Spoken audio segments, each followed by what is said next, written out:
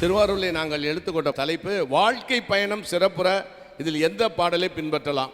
7 பாடல் கொடுத்துருக்காங்க. காசு, பணம், துட்டு, மணி. லேட்டஸ்ட் பாட்டு ஒவ்வொரு பூக்களுமே சொல்கிறதே, அது அந்த படத்தில் வேற நான் நடிச்சிருக்கேன். பண்பாடு இல்லை என்றால் பாரதம் இல்லை. ரொம்ப அருமையான தலைப்பு. உன்மதமா என் மதமா, ஆண்டவன் எந்த மதம்? தெய்வங்கள் எல்லாம் தோற்றே போகும் தந்தை அன்பின் முன்னே. காதல் கசக்குதையா, எல்லாமே கசக்கும் ஒரு பீரியடுக்கு அப்புறம்.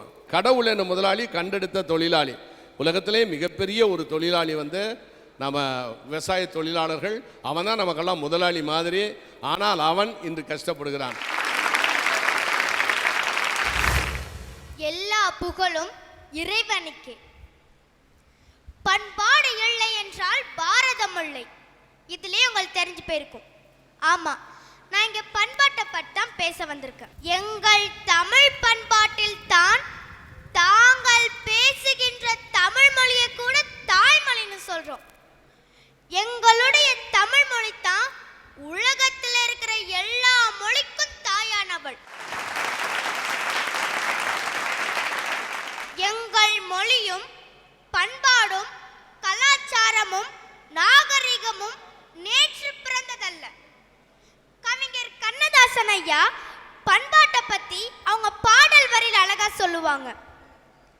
பண்ணிருந்தால் தான் பாடல் சுவையாக இருக்கும், பண்பாடு இருந்தால் தான் தமிழ் கலாச்சாரம் உயர்வாக இருக்கும். எங்க தமிழர்களோட பண்பாட்டு உறவு முறையை பார்த்தோன்னா அம்மா, அப்பா, அண்ணன், அக்கா, தம்பி, தங்கை, தாத்தா, பாட்டி, பேரன், பேத்தி, கொள்ளு பாட்டி, கொள்ளு தாத்தா, எள்ளு பாட்டி, எள்ளு தாத்தா, கொள்ளு பேரன், கொள்ளு பேத்தி. ஐயா ஒரு நிமிஷம். அடே ஆத்தா, இத்தனை உறவு முறையா இருக்கு? அண்ணன், தம்பி, மாமன், மச்சான், சித்தப்பா, சித்தி, இத்தனை உறவு முறை இருக்க. அவங்க சொன்னதை நல்லா கவனிச்சிங்களா? அதில் ஒரே ஒரு உறவு முறை வரல. என்ன உறவு முறை தெரியுமா? மனைவி. மனைவிங்கிறவ ஒரு வீட்டுக்குள்ள புகுந்துட்டானா குடும்பம் க்ளோஸ் அப்படிங்கிறத நம் முன்னோர் அப்பவே தெரிஞ்சு வச்சிருக்கான் பாருங்கயா. வைஃப்ன்றவங்க குடும்பத்துல உள்ள வைஃபை மாதிரி கண்ணுக்கே தெரியாம இருந்தே குடும்பத்தை நல்வழிப்படுத்தி எடுத்துட்டு போவாங்க. இப்படி உலகத்திற்கே உறவு முறை சொல்லி கொடுத்தது எங்க தமிழர் பண்பாடு தானே. ஆனா இப்ப எல்லாம் ஹலோ ஜி, ஹாய் ப்ரோ அப்படி கூப்பிட்டு இருக்காங்கல்ல. ஐயா ஒரு நிமிஷம். ஹலோ ஜி, ஹாய் ப்ரோ உண்மைதாங்க. நான் ஒரு தமிழாசிரியர். நான் முதன்னு கிளாஸுக்கு போய் ஒரு பையன்கிட்ட கேட்டேன், நான் தமிழாசிரியர்ல, தம்பி மகனே உன் திருநாமம் என்னவோ அப்படின்னு கேட்டேன். அவன் ஏதோ வித்தாடுல சொச்சாடு முழிக்கிற மாதிரியே முழிச்சுக்கிட்டு இருந்தாங்க. திரும்பவும் கேட்குறேன், தம்பி உன் திருநாமம் என்னவோ அப்படின்னு கேட்டேன். திரும்பவும் முழிச்சான். சரி கொஞ்சம் மாற்றி கேட்பமே அப்படின்னு கேட்டேன். வாட் இஸ் யுவர் நேம் அப்படின்னு கேட்டேன். ஓ அப்படி புரியுற மாதிரி கேளியா, என் பேர் சந்திரயா அப்படின்னு சொன்னான் பாருங்க. எங்க தமிழர்களோட பண்பாட்டு திருமண முறையை எடுத்துக்குவோம். தங்களோட உறவுகளுக்கு பத்திரிகை கொடுக்கும் போது 4 பக்கமும் மஞ்சள் வச்சு கொடுப்பாங்க. அது ஏன்னு உங்களுக்கு தெரியுமா? ஒரு இடத்துலேருந்து இன்னொரு இடத்துக்கு டிராவல் செய்யும் போது அங்க உள்ள நோய் நம்மள அண்டாம இருக்கிறதுக்கும் எக்காரணத்தை கொண்டு கல்யாணம் நின்றக்கூடாது அப்படின்ற ஒரு ஆன்டிசெப்டிக் எங்க தமிழர் பண்பாடு அன்னைக்கே சொல்லி கொடுத்துருக்காங்கல்ல.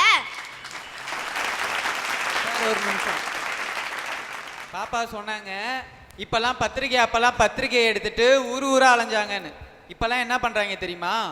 முத நாள் நைட்டு இன்விடேஷனை போட்டோ எடுத்து வாட்ஸ்அப்ல அனுப்புறான். சாரி மாமா என்னால அலைய முடியல, மறக்காம வந்துருங்கன்னு. அவர் என்ன பண்றாரு, 500 ரூபா போட்டோ எடுத்து திரும்பி அவரும் வாட்ஸ்அப்ல அனுப்புறாரு. சாரி மாப்பிள்ள என்னாலும் வர முடியல, மொய்யா வச்சுக்கோன்னு. இதுதான் சார் இப்ப இருக்க பண்பாடு. அதே கிராமத்தில் சொல்லுவாங்க, பாம்புதிங்கிற ஊரில் நடுத்துண்டை எனக்குங்கணுமா, அப்போ தான் அவன் பிழைக்க முடியும் அப்படின்னு சொன்னாம. இந்த மஞ்சள் நம்மளுது. மூஞ்சியில் மஞ்சள் போட்டு குளித்தா பெண்கள் ரொம்ப அழகாக இருப்பாங்க. இதுக்கு சோப்பெல்லாம் தேவையில்லை, மஞ்சள் செவ்வாய் வெள்ளி போட்டால் போதும், ரொம்ப அழகாகிடுவாங்க. அதுக்கு ஒரு தனி மஞ்சள் இருக்குது, சாப்பாட்டுக்கு தனி மஞ்சள் இருக்குது. இப்படி மஞ்சளை அத்தனை வகை வச்சுருக்காங்க. இந்த மஞ்சளை பேட்டன் ரைட்ஸ் வாங்கிட்டான் அமெரிக்காக்காரன், அதுக்கு வித்துட்டான் இந்தியாவில் இருக்க அமைச்சர்கள். அதான் கட்டாப்பு. அவனுக்கும் மஞ்சளுக்கும் சம்பந்தமே இல்லை. அமெரிக்காவுக்கு வயசே 300 கூட என்ன எட்டலை. நமக்கெல்லாம் 65,000-70,000 வருஷம் நமக்கு வயசு. நம்ம போய் இந்த மஞ்சளை விற்றுவிட்டோமே அவங்ககிட்ட, நம்ம என்ன பண்ணுறது? இப்போ இந்த பையன் சொல்ல மாதிரி காலம் மாறி போச்சா, இல்லை மஞ்சளை வைக்கலாமா? மங்களகரம்னு அதுக்கு தான் வச்சான் மஞ்சளை.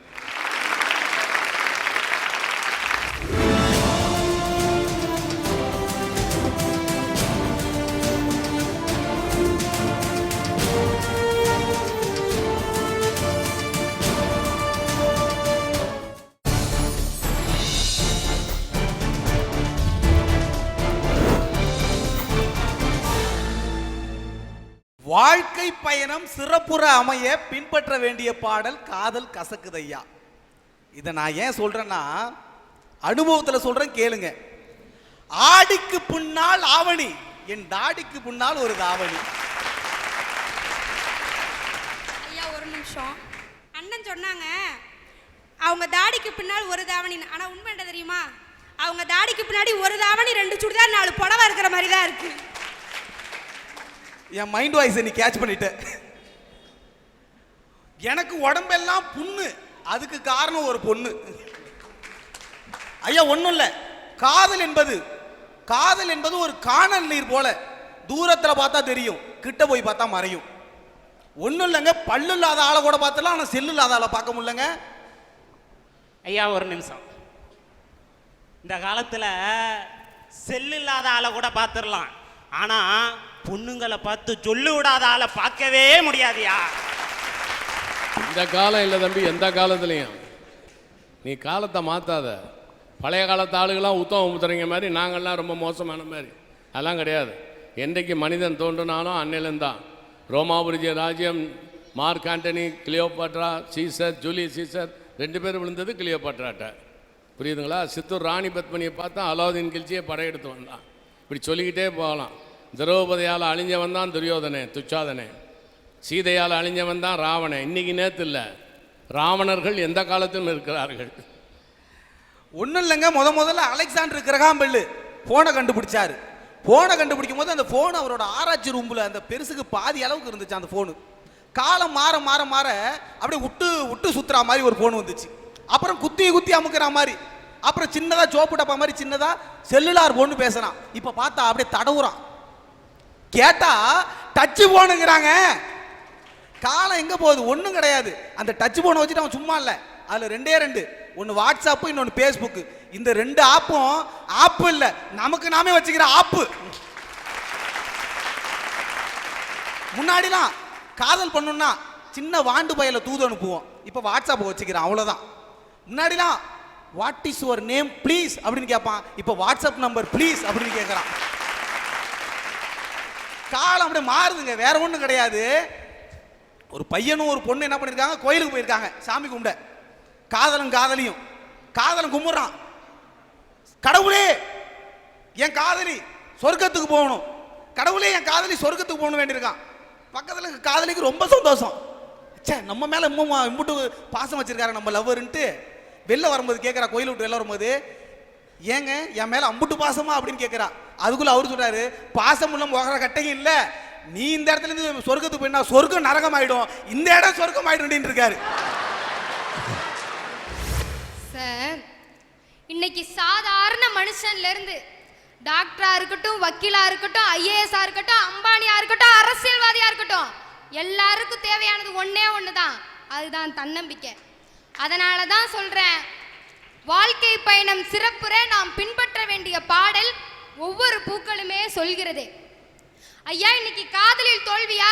தற்கொலை. அப்பா அம்மாக்குள்ள பிரச்சனையா? தற்கொலை. கணவன் மனைவிக்குள்ள பிரச்சனையா? தற்கொலை. இப்படி மனிதன் தனக்கென ஒரு இலக்கை வகுத்து அதற்காக 1-2 முறை முயற்சி செய்துவிட்டு அந்த முயற்சி எல்லாம் தோல்வின உடனே தோல்விதான் எனக்கு முடிவுன்னு தற்கொலை செஞ்சுக்கிறான். நான் கேட்கிறேன், எந்த ஒரு சிலந்தியாவது 5-6 முறை வளைய பின்னிட்டு என்னால இதுக்கு மேல முடியாதுன்னு தற்கொலை பண்ணிக்குதா? எந்த ஒரு குருவியாவது 5-6 முறை கூட்ட கட்டிட்டு இதுக்கு மேல என்னால கட்ட முடியாதுன்னு தற்கொலை பண்ணிக்குதா? அந்த குருவி தன்னம்பிக்கையுடன் இருக்கும் எதுவரை அந்த கூட்டை கட்டி அதுல முட்டையிட்டு அடை காத்து தன்னுடைய இனத்தை வாழ வைக்கும் வரை அது தன்னம்பிக்கையோட இருக்குயா. அந்த பறவைக்கு இருக்கிற தன்னம்பிக்கை ஏன் மனுஷங்கிட்ட இல்ல? ஒவ்வொரு மனுஷனுமே பிறக்கும் போதே போராளியாதான்யா பிறக்கிறான். தாயின் கருவறையில் தன் உடன் பிறப்புகளுக்கு மத்தியில் தன் உயிரை தக்க வைத்துக் கொள்வதற்காக நடக்குதே, அதுவே மனுஷனோட முதல் போராட்டம் தாங்கய்யா. அப்பன் உயிர் துளி கொடுத்து அம்மை உயிரை சுமந்து தொப்புள் கொடி உயிரை வளர்த்து தாயின் கருவறையில் மூச்சு பயிற்சி கண்டு வித்தியாசமான உருவம் கண்டு மனிதாபிமான குணம் கொண்டு இன்பமும் கண்டு துன்பமும் கண்டு சுகமும் கண்டு அவமானமும் கண்டு வாழ்க்கைனா இதுதான், பயணம்னா இதுதான், உலகம்னா இதுதான் அப்படின்னு தெரிஞ்சுக்கிறதுக்குள்ளேயே விதி நமக்கு சதி செஞ்சிருது. சார், வாழ்க்கைனா என்ன தெரியுமா? படிப்புல சென்டோம், ஃபர்ஸ்ட் மார்க், கேட்ட கோர்ஸ், கேம்பஸ்ல வேலை, காதலில் சுகம், கல்யாணம், பிள்ளைகளால் சுகம், பிறகு பிள்ளைகளின் படிப்பு, பிள்ளைகளின் வேலை, பிள்ளைகளின் கல்யாணம். இப்படி ஓட்டமா ஓடுறதுதான் வாழ்க்கை. இப்படி ஓட்டமாக ஓடுகிற வாழ்க்கையிலே உனக்கென ஒரு இலக்கை வகுத்துக்கொள். அதற்காக விடாமுயற்சியுடன் போராடு. அதற்கான சூட்சமம் தான் இந்த தன்னம்பிக்கை.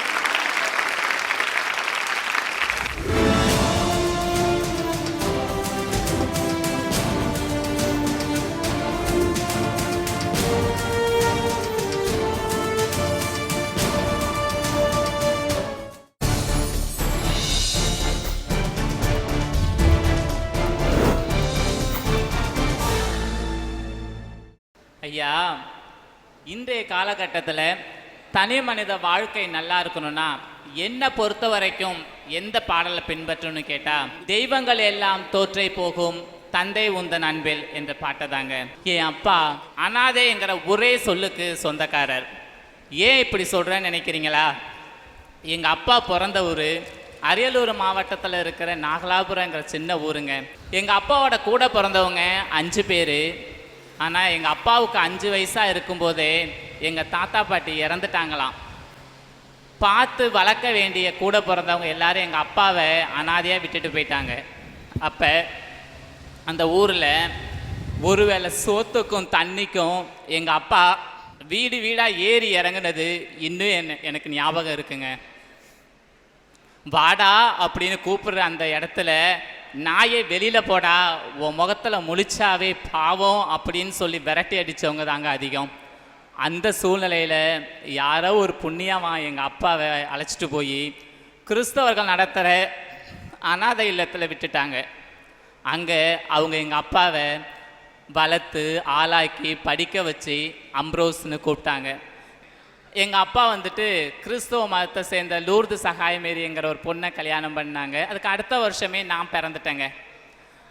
எங்கள் அப்பா எங்களை காப்பாற்றுறதுக்காக சென்னையில் வந்துட்டு வேலை பார்க்க போனாங்க. ஒரு கம்பெனியில் வேலையும் சேர்ந்தாங்க. மாதம் 7ஆம் தேதி ஆயிட்டுனா எங்கள் வீட்டுக்கு ஒரு இன்லைன் லெட்டரும் மணி ஆர்டரும் வந்துடுங்க. எங்கள் அப்பா என்னை நல்லா தான் படிக்க வச்சாங்க. எங்கே தெரியுமா படிக்க வச்சாங்க? 10வது வரைக்கும் நான் காரையூரில் உள்ளூரில் தாங்க படித்தேன். 11வது 12வதும் தஞ்சாவூரில் இருக்கிற பிரபல ஸ்கூலில் படித்தேன். பிஏ இங்கிலீஷ் லிட்ரேச்சர் படிக்கணும்னு ஆசைப்பட்டேன். திருச்சியில் இருக்கிற நல்ல ஒரு காலேஜில் சேர்த்து விட்டாங்க. எம்ஏ இங்கிலீஷ் படிக்கணும்னு ஆசைப்பட்டேன். சென்னையில் உள்ள காலேஜில் சேர்த்தாங்க. எம்ஃபிலும் அதே காலேஜில் தான் படிக்க வச்சாங்க. பிஎட் படிக்கணும்னு ஆசைப்பட்டேன். பாளையங்கோட்டையில் இருக்கிற ஒரு காலேஜில் சேர்த்து படிக்க வச்சாங்க. இது எல்லாமே எப்படி தெரியுமா எங்கள் அப்பா படிக்க வச்சார்? நாங்கள் எல்லாம் நினச்சிட்டு இருந்தோம் அந்த சென்னையில் வேலையில் சேர்ந்த கம்பெனியில் இருந்து கிடைச்ச வருமானத்தை வச்சு தான் படிக்க வச்சாங்கன்னு நினச்சோங்க. ஆனால் உண்மை அது இல்லை. அந்த கம்பெனி கொஞ்ச நாள்லே லாஸ் ஆச்சுன்னு மூடினதுனால எங்கள் அப்பா ஒரு குதிரை தொழுவத்தில் போய் அங்கே வேலை செஞ்சு கஷ்டப்பட்டு உழைச்சி என்னை படிக்க வச்சாருங்க. அங்கே எங்கள் அப்பாவுக்கு உள்ள வேலை என்ன தெரியுமா? காலையில் எழுந்தோடனேயே தொழுவத்தை கூட்டணுமா, சாணி அள்ளி கொண்டு கொட்டணுமா, குதிரையை குளிப்பாட்டணுமா, குதிரைக்கு சாப்பாடு வைக்கணுமா, குதிரையை மேய்ச்சலுக்கு அழைச்சிட்டு போகணுமா. இப்படி கஷ்டப்பட்டு ரொம்ப வேதனைப்பட்டு என்னை படிக்க வச்சு இப்போ திருவாரூரிலேயே இங்கிலீஷ் மீடியத்துக்காகவே முதல்ல ஆரம்பிக்கப்பட்ட ஒரு பள்ளியில் இங்கிலீஷ் பிஜி அசிஸ்டண்டாக என்னை நிற்க வச்சிருக்காரு. அவரை விடவாங்க ஒரு தெய்வம் வேணும். அது மட்டும் இல்லைங்க, எங்கள் அப்பா ஜாதி மதம்லாம் பார்க்காதையா, ஜாதி மதம்லாம் பார்த்தா மனுஷ வாழ்க்கை நல்லா இருக்காது. நான் பிறப்பால் இந்துவாக இருந்தேன், வளப்பால் கிறிஸ்தவனாக இருந்தேன்ப்பா. ஆனால் எனக்கு எந்த ஒரு இடத்துல இருந்துருமா கல்யாணம் பண்ணி வச்சாரு, இஸ்லாமிய வம்சத்தை சேர்ந்த ஒரு பொண்ணை எனக்கு கல்யாணம் பண்ணி வச்சாருங்க. சாதனை செய்ய வச்ச என் தெய்வத்தினுடைய கடைசி காலம் எப்படியாச்சு தெரியுமா? எங்கள் அப்பாவுக்கு உடம்பு முடியாமல் போயிடுச்சு. அதனால் நாங்கள் டாக்டர்கிட்ட அழைச்சிட்டு போனோம். அங்கே டாக்டர் செக் பண்ணப்போ சொன்ன விஷயம் என்ன தெரியுமா? இன்ஃபெக்ஷன் ஆகிடுச்சு, நுரையீரல் பாதிச்சிடுச்சு, அதனால் வேறு டாக்டர்கிட்ட கூட்டிகிட்டு போங்க அப்படின்னாங்க. சரின்னு சொல்லிட்டு நாங்கள் திருவாரூர், தஞ்சாவூர், சென்னை இப்படியெல்லாம் பல டாக்டர்கிட்ட கூப்பிட்டு போனோம். ஆனால் டாக்டர் சொன்ன கடைசி வார்த்தை ஹோப்லெஸ், வீட்டில் வச்சிங்கன்ட்டு. 1 மாதமாக எங்கள் அப்பா மரண படுக்கையில் இருந்தாங்க. அந்த 1 மாதமும் எங்கள் அப்பாவை நான் குழந்தையாட்டம் இருந்து பார்த்துக்கிட்டேன். ஆனால் கடைசி அந்த நாள் வந்துச்சு, எங்கள் அப்பாவுடைய வலது கையும் காலும் விளங்காமல் போயிடுச்சு. இடது காலும் விளங்கலை, இடது கை மட்டும்தான் அசைஞ்சிச்சு. தொண்டைக்கும் மூக்குக்கும் மட்டும் மூச்சு வந்து ஏறி ஏறி இறங்கிடுச்சு. அந்த நிலைமையில் கூட எங்கள் அப்பா வா வா அப்படின்னு கூப்பிட்டாங்க. எங்கள் அப்பாவுடைய லிப்ஸ் மூமெண்ட் எனக்கு நல்லா புரியும். சேர்ந்து பக்கத்தில் போனேன், தலையில் கையை வச்சு நல்லா இருக்கியான்னு சொல்லிட்டு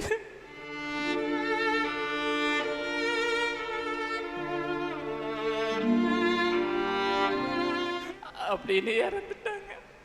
என்ன பல விதத்தில் காப்பாற்றின அந்த தெய்வத்தை நான் காப்பாற்றாம விட்டுட்டேன்.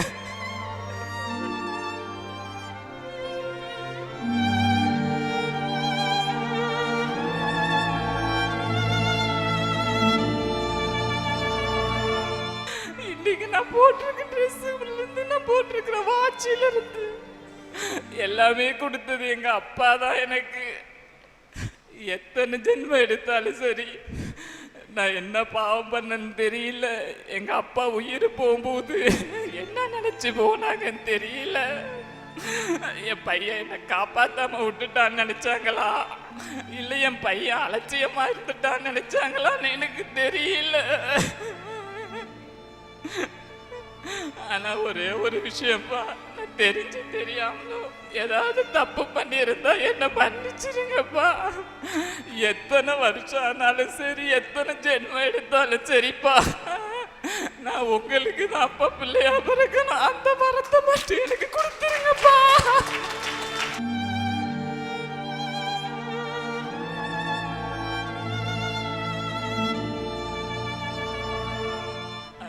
எத்தனை தெய்வம் வந்தாலும் சரி, எத்தனை உலகத்தில் எத்தனை தெய்வம் உதயமானாலும் சரி, தந்தையின் அன்புக்கு முன்னால ஒரு அப்பாவுக்கு ஈடாக எந்த தெய்வமும் இருக்க முடியாதுங்க.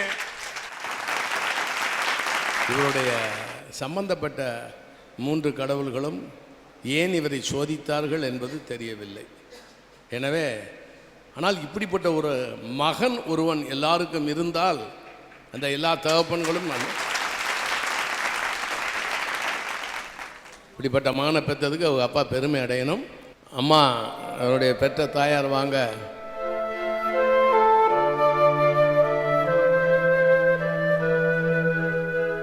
இந்த அம்மா இதுலேயும் தன்னம்பிக்கை விடாமல்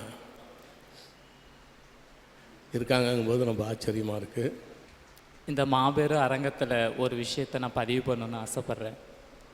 எங்கள் அப்பா இன்றைக்கி உயிரோடு இல்லைனாலும் அவர் வாங்கி கொடுத்த அந்த சட்டையை தாங்க நான் போட்டிருக்கேன். இந்த சட்டை மூலியமாவது நான் ஒரு சட்டை போட்டிருக்கேன், ஒரு கோட்டு ஒன்று எங்கள் அம்மா கையில் இருக்குது. இது வழியாவது எங்கள் அப்பா ஆத்மார்த்தமாக இந்த நிகழ்ச்சியை பார்த்து நம்ம எல்லாரையும் ஆசீர்வதிக்கணும்னு சொல்லிட்டு அவர்கிட்ட நான் வேண்டிக்கிறேன். நன்றி.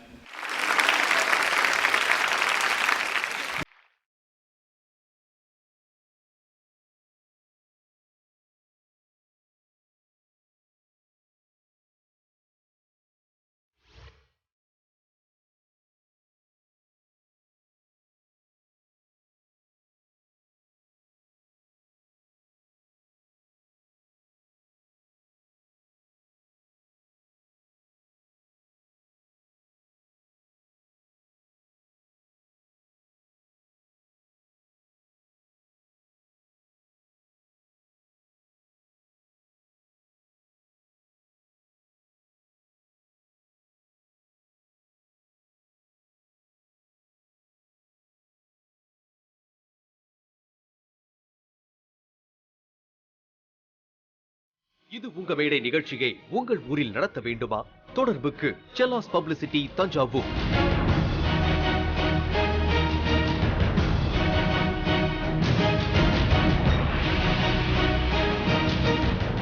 இந்நிகழ்ச்சி பற்றிய உங்கள் கருத்து விமர்சனங்கள் வரவேற்கப்படுகின்றன. அனுப்ப வேண்டிய முகவரி: வேந்தர் டிவி, எண் 35, நார்த் போல், கலைமகள் நகர், 3வது பிரதான சாலை, ஈக்காட்டுத்தாங்கல், சென்னை 32. தொடர்புக்கு 044222255234.